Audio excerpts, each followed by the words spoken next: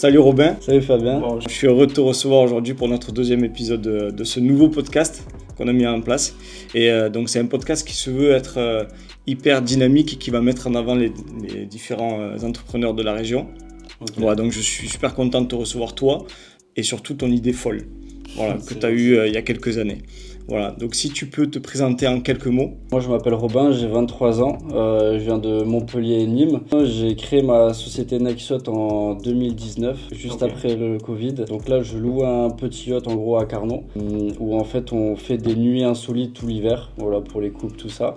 Et puis des sorties en mer jusqu'à 10 personnes, tout ça l'été. Okay. Bon, tu nous en as dit beaucoup, mais on va rentrer un petit peu plus dans le détail et surtout de notre rencontre. Parce que, comme je l'ai dit dans le premier épisode, pour moi, ce qui est important, c'est les connexions. Et notre rencontre, ça fait partie d'une connexion. Donc, je ne sais pas si tu te rappelles, donc Hélène de HH Events, je crois qu'elle s'appelle, qui organise des mariages, des demandes à mariage dans la région, qui nous a connectés en venant nous voir, Mariva et moi, un jour, en nous demandant si on était ouvert à échanger avec un jeune de la région qui a acheté un yacht, et qui voudrait trouver peut-être un partenaire champagne. Bon, et là, avec Mariva, on s'est rencontrés au port de Carnon. On est venu à ta rencontre et tu nous as invités sur ton yacht. Je me rappelle, il faisait pas beau aussi. Ouais, ça je me rappelle un peu moins. et on avait dégusté une petite coupe de champagne, je crois, à ce moment-là. Voilà. Et pour moi, c'est très important parce que c'est grâce à ces personnes-là où tu te retrouves 2-3 ans après en train de discuter, d'échanger sur un sujet complètement différent de la base, mais qui est tout aussi intéressant, je trouve. Bon, d'ailleurs, petit big up à Hélène. Voilà, bon, maintenant, on va rentrer un petit peu plus dans le vif du sujet, en rentrant dans le détail de ton parcours, voilà, qui t'a amené à 19 ans à acquérir un yacht. Voilà, si tu peux nous en dire un peu plus sur ton parcours scolaire et début professionnel.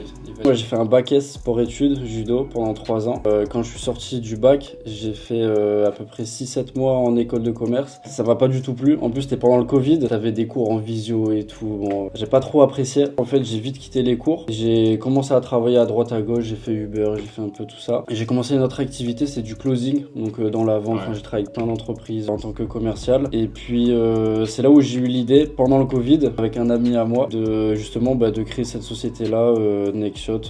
Donc on a fait toutes les démarches pendant le Covid. Je pense que c'était un bon moment aussi, il y avait pas mal d'opportunités, c'est pour ça qu'on en a profité. C'est à ce moment précis que tu as décidé d'acheter le yacht. 2020, et puis après on a mis peut-être 7-8 mois à faire le projet, à aller voir les banques, à aller voir tout le monde. Et d'où t'es venue cette idée de pourquoi un yacht ? Pourquoi un yacht ? En fait, mon père, il a un petit bateau où j'ai passé beaucoup de moments dessus quand j'étais petit. La mer, c'est un endroit incroyable. C'est le seul endroit pour moi, avec la montagne, où tu te sens libre, où tu penses à rien. Et j'ai passé, je pense, mes plus beaux moments en mer. Et du coup, je pense que ça vient de là, le bateau. Et mais comment, à 19 ans, tu peux te dire, je vais arriver à investir et à acheter mon premier yacht? En soi, on était deux, donc déjà dans le processus c'était toujours plus simple, même si t'as des coups bas et tout. Après il y a le Covid aussi, donc il y avait quand même des bonnes opportunités. Et surtout, je pense, c'est l'audace, parce que on avait on avait 19 ans. 19 ans, on allait voir les banques, les ports, etc.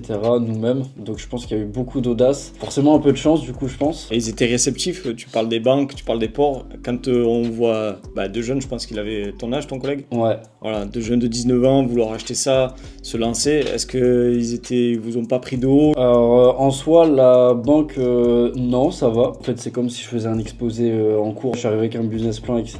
Pour la petite histoire, je suis quand même allé voir le port de la Grande Motte, où là vraiment je me suis fait prendre de haut. Ça a été un coup, il n'y avait pas de bonjour, rien. Et après, quand je suis allé voir Carnon, tout s'est bien passé. Pour ceux qui connaissent un peu le marché, j'ai eu la place du bateau directement. Alors qu'en général, t'attends quand même 5 à 6 ans. 5-6 ans minimum sur la liste d'attente.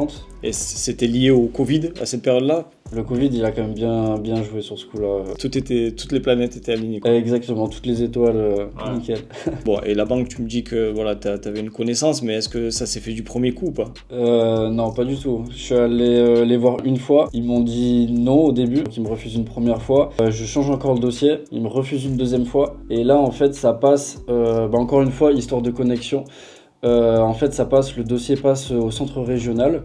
Et la personne qui s'occupe de ce dossier-là me connaissait via le judo. Et en fait, de loin, il nous connaissait parce que mon collègue aussi faisait du judo. Alors, est-ce que ça a joué ? Je sais pas. Mais du coup, le 3e envoi du dossier, là, il a été accepté. Pas le montant que je voulais, mais en tout cas, il a été accepté. Et du coup, ça s'est fait un peu à la dernière minute quand même. T'as parlé de montant. Est-ce que tu penses qu'on peut dire à peu près combien ça peut coûter dans un investissement comme ça ? Un bateau comme ça, d'occasion, entre 120 et 140. Quand tu parles d'un bateau, aujourd'hui, il a quel âge ? C'est un 2005, il y a 4 couchages, donc un grand lit double devant, 2 petits lits simples à l'arrière. Il y a aussi un salon au milieu, donc avec frigo, petite cuisine, etc. Enfin, tu peux vraiment presque habiter dedans. Et quand on décide d'investir dans un yacht à cet âge-là, c'était quoi ton idée principale ? C'était t'amuser, faire le fou en mer et voilà, et je suppose claquer tout dans le gasoil, ou vraiment c'était un objectif de rentabilité et vraiment de business. Mon rêve de base c'était d'avoir un yacht, quitte même à vivre dessus, au moins tu peux aller en mer, etc. avec. Et forcément, à cet âge-là, tu n'as pas forcément les revenus qui vont avec pour l'assurer. Donc le meilleur moyen c'était de le louer. Donc au moins je pouvais faire les deux en même temps, à la fois le louer, à la fois profiter. Faut pas trop profiter, sinon par contre ta renta elle est flinguée. Là, sur une année, tu es à peu près à combien d'occupations ? Alors justement, les nuits, je les ai commencées 2 ans après que j'ai créé la boîte. Je l'avais pas fait au début. Et cette année, j'ai pas les chiffres sur une année. Je sais que là, cet hiver, on avait à peu près entre 3 et 5 nuits par semaine. Comparé à l'année dernière, l'année dernière, l'hiver était très rude. Et cet hiver, franchement, on a eu beaucoup plus de monde que d'habitude. Et donc ça, c'est plus côté revenu et côté charge aujourd'hui. Combien ça coûte d'avoir un bateau ? Les idées reçues que j'en ai, c'est que ça coûte très cher.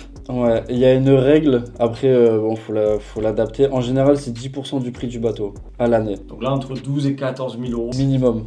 Là-dedans, t'as quoi ? T'as la place au port. Place au port, entretien, assurance, je te compte pas le gasoil. Et une fois que toutes ces étapes ont été concrétisées, comment tu te sentais personnellement ? Voilà, est-ce que tu avais vraiment le costume d'entrepreneur où tu te disais, bon, maintenant que je l'ai, il va falloir vraiment le rentabiliser ?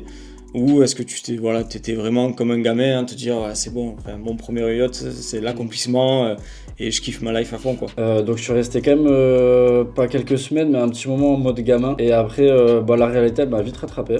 Ouais. Elle m'a dit bon maintenant il faut que tu commences à louer parce qu'il me restait à peine un mois parce que je l'ai eu en juillet. Voilà, tu l'as acheté en plein été ?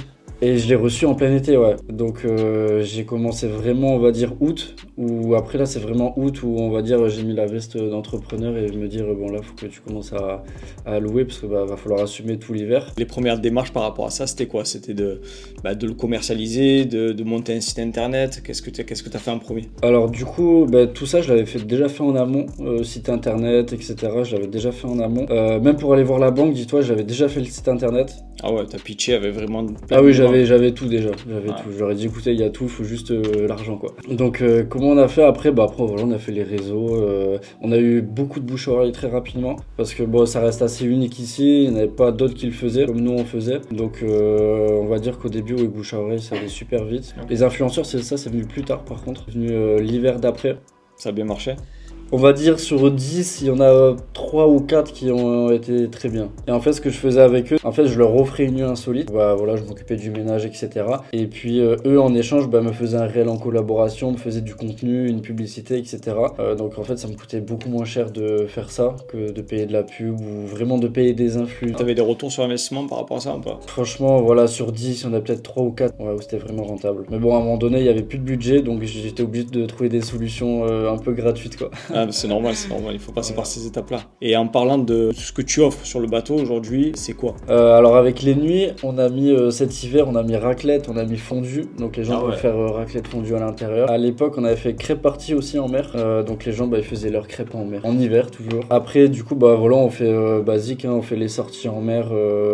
Par contre, on reste sur du privatif, ça veut dire que les gens viennent avec leurs amis, leur famille, avec la plancha, l'enceinte, de passer une bonne après-midi. Nous on avait fait le 14 juillet vraiment, c'était top. Livraison de paille là en mer, c'était incroyable. Donc ça fait 3 ans que tu as le yacht aujourd'hui. Quel est l'avenir ? J'aimerais bien découvrir ailleurs, tu vois, d'autres ports style Italie, Sardaigne, tout ça. Après le faire là-bas, je sais pas, pour moi, je connais tellement pas que j'ai du mal un peu à me visualiser. On dirait presque marin qui parle, j'ai envie de découvrir de nouveaux horizons. Ouais, voilà. Non, c'est presque ça, non? Un peu, ouais. À l'avenir, mais on a pas mal de nouvelles expériences à mettre en place déjà. Bon, c'est beaucoup d'idées, enfin, je pense beaucoup de travail à mettre en place. Comment tu t'organises toi au quotidien? Est-ce que tu es seul à gérer tout ça? Ou est-ce que tu as une équipe autour de toi? Alors forcément, j'ai une petite équipe avec moi sur la communication, pour gérer un peu l'entretien du bateau, tout ça, parce que franchement, tout seul, tu peux pas le faire. J'imagine. Et je l'ai fait un moment. Franchement, t'as plus de vie, puis tu prends plus plaisir aussi. Et je pense que le but, quand même, surtout quand tu travailles dans un bateau, tout ça, je pense que, faut savoir toujours prendre plaisir, je pense. Sinon, le quotidien, écoute, j'ai toujours ma séance de sport dans la journée, ça c'est obligatoire pour évacuer un petit peu. Sinon après en été, c'est différent, on va dire les journées elles sont assez longues parce que je me lève tôt le matin justement pour aller faire mon sport, tout ça, pour travailler sur d'autres choses. Et puis après en général, on peut commencer à 11h midi et finir, il faut finir tard. Hein. Tu fais 2 tours dans la journée? 2, même ça peut arriver, même 3, hein, ça dépend, ça dure combien de temps. Mais en général, les sorties elles durent 3-4 heures, donc oui, on en fait 2. Fini, il fait nuit. Hein. Ouais, j'imagine, ouais. Et d'ailleurs, pour vivre une expérience comme ça en mer, comment ça se passe? Donc, je pense que tu es sur différentes plateformes. Est-ce que tu peux nous en dire un peu plus? Alors pour les nuits, c'est simple, on est partout. Toutes les plateformes, après on a le site internet qui regroupe tout. Où en fait, c'est simple, hein, tu choisis la date, tu peux choisir tous tes suppléments, donc la fondue, la raclette, tout ça. Et du coup même la sortie en mer. Donc si jamais la météo en mer elle est pas favorable, soit on rembourse, soit on la reporte. Et puis après une fois que les gens du coup ont réglé tout ça, ils reçoivent un message avec tout, donc l'adresse du bateau, etc. Et après là pour les sorties en mer, on n'a pas encore mis le nouveau site internet, mais ça va être comme si tu réserves une nuit en soi. Classique. Ouais. Donc si je comprends bien, si demain je veux réserver, je vais sur le site internet, mais pas que. Ouais, du coup on a forcément Airbnb, Booking, Abracadaroom. Et puis après sinon sur internet vous mettez location de bateau Montpellier, normalement on arrive en number one. Bon et moi tout le monde sait que je suis un grand romantique, tu vois. Et si jamais demain j'ai envie de faire plaisir à ma femme, est-ce qu'il y a des choses particulières avec toi ou pas? Ouais, on fait forcément décoration romantique. On a même fait du coup des demandes en mariage. La décoration romantique, avec les pétales de rose, les LED. Et vous proposez des packages avec ça ou pas? Ce qu'on fait le plus souvent, c'est la nuit avec la sortie en mer et décoration romantique. Ça, c'est ce qu'on fait le plus souvent. En fait, on emmène les gens voir un coucher du soleil en mer. Après, on met le bateau à quai, puis après, ils dorment dedans, ils mangent dedans. Ok, très bien, mais j'ai bien compris l'univers et tout ce que tu proposes. Qu'est-ce que tu vas mettre en place maintenant pour, je suppose, innover? Parce que en tant qu'entrepreneur, on cherche tout le temps à innover. Est-ce que tu as des nouveautés qui vont arriver ou autre? J'en ai quelques-unes. Parce que là, je voulais vraiment faire des expériences uniques et pas juste une sortie en bateau que tu peux faire entre guillemets un peu partout. La première, ce que je voulais faire, c'est en fait faire une balade en bateau, aller sur une plage style Port-Camargue ou Palavas, et puis faire une matinée un peu style yoga, tout ça. Et le retour, le faire avec un brunch. Voilà, un peu style une sortie un peu bien-être, healthy. Ah, génial. Et la deuxième, ça serait du coup, avec vous, du coup, avec le champagne, Maison Perla, faire une dégustation de champagne en mer. Avec grand plaisir, je trouve l'idée folle. Sous un petit coucher de soleil, je pense qu'il n'y a pas mieux. Petit plateau de fruits de mer. Livré en mer. Livré en mer. Bon, tu m'as donné envie avec cette idée de nouvelles sorties en mer, avec du yoga, un petit brunch. Est-ce que tu peux nous en dire un peu plus? Alors après, j'ai pas encore tout bouclé, mais comment je le verrais, ça serait des petits groupes, tu vois, de 6-7 avec une coach yoga forcément certifiée. Hyper privatisé, quoi. Ouais, super privatisé. On irait vers Port-Camargue, je sais pas si tu connais un petit peu. T'as une presqu'île où en fait je peux presque échouer le bateau, les gens iraient sur la plage, et quand t'es au bout de la presqu'île, t'as vraiment une vue à 360 degrés sur la mer. Le but, ça serait de le faire tôt le matin. Déjà, il y a moins de monde. Et puis pour le bien-être, c'est mieux, tu me diras. Ah, mais de toute façon, c'est des leftos, ceux qui sont dans le bien-être, il ne faut pas de grasse mat. Du coup, on ferait ça, je pense, ça durerait peut-être 1 heure, 1 heure et demie. Okay. Et ensuite, le retour, donc avec vraiment un gros brunch. Un bon brunch là sur toute la table avec avocat, voilà. Tout. Tu sais à peu près quand est-ce que tu vas lancer cette idée-là, ce projet? Je dirais même peut-être mai. Hein. Si c'est pas le même mec que l'année dernière, avec de la pluie, tout ça, c'est bon. Mais oui, je pense que mais ça peut le faire. Tu t'es lancé très jeune dans un projet qui pourrait refroidir beaucoup de monde, mais tu l'as fait. Aujourd'hui, toi, si tu devais synthétiser un petit peu ces 3 dernières années, quelle serait ton approche ? En fait, à l'époque, il faut savoir que c'était vraiment quelque chose que je voulais. Je voyais rien d'autre que ça. Et en fait, j'avais aucun doute dans ma tête. C'est pour ça que la banque, elle m'a refusé 2 fois. Mais à aucun moment donné, j'ai eu un doute où je me suis dit, bah c'est bon, laisse tomber, ça sert à rien, fais autre chose ou quoi. Et j'étais tellement obsédé par ça qu'au final, bah forcément, ça a fini par se réaliser. Et je pense qu'en général, ça se passe toujours comme ça quand t'as un projet ou quoi. Déjà, savoir ce que tu veux.